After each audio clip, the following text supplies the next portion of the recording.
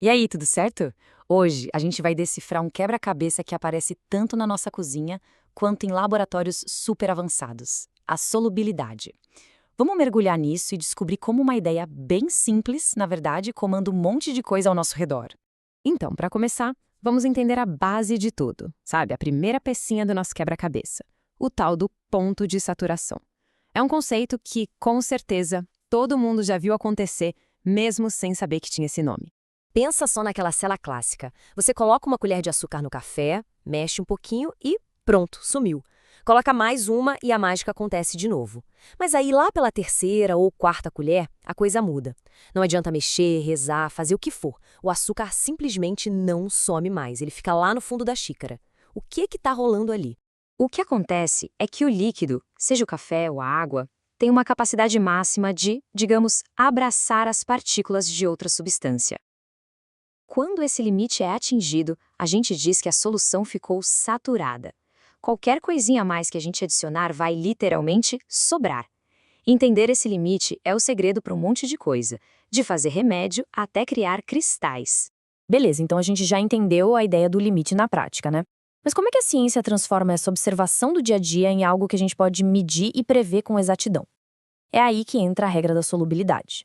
Parece um nome complicado, né? Coeficiente de solubilidade. Mas olha, é só um jeito mais técnico de colocar um número naquele limite que a gente acabou de ver. É a regra do jogo.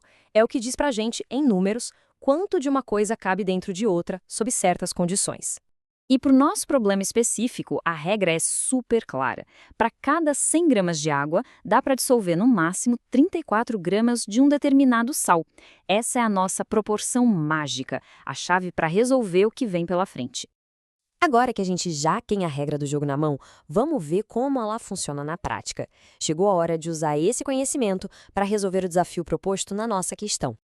Olha só que legal como essa tabela organiza tudo pra gente. Nós já sabemos a regra principal: 34 de sal para 100 de água. Sabemos que a temperatura não vai mudar, continua em 20 graus.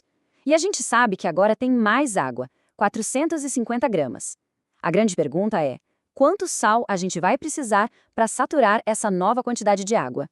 E a parte boa é que não precisa de adivinhação nenhuma aqui. A solução não é complicada, pelo contrário, é bem elegante.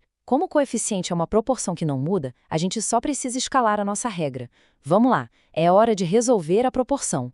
E aqui o caminho fica super claro. Se 34 gramas de sal estão para 100 gramas de água, então um valor X de sal vai estar para 450 gramas de água. É a famosa regra de 3.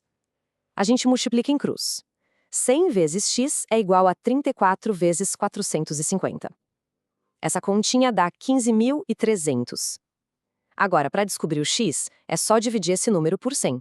Com o cálculo feito, a parte mais pesada já foi. Chegamos naquele momento de revelar a solução do nosso quebra-cabeça. E aqui está, a resposta final.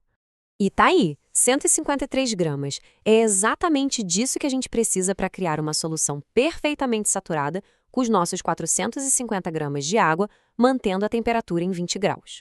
E só para ter certeza, se a gente voltar lá nas opções do problema original, a gente vê que 153 gramas é a resposta certa, que bate certinho com a alternativa E. Missão cumprida. Então, a grande moral da história é essa: solubilidade é, no fundo, uma questão de proporção. Não tem mágica, é uma relação matemática bem previsível. Se tem mais solvente, vai precisar de mais soluto para chegar no ponto de saturação. É uma lógica simples, mas que é a base de muita coisa na indústria, na farmácia e até na geologia. Simples assim. E para deixar aquela pulguinha atrás da orelha, toda a nossa conta foi feita com a temperatura travada em 20 graus Celsius. Mas o que aconteceria com o nosso limite se a gente esquentasse essa água? Ou se a gente esfriasse? Pois é, isso mudaria tudo.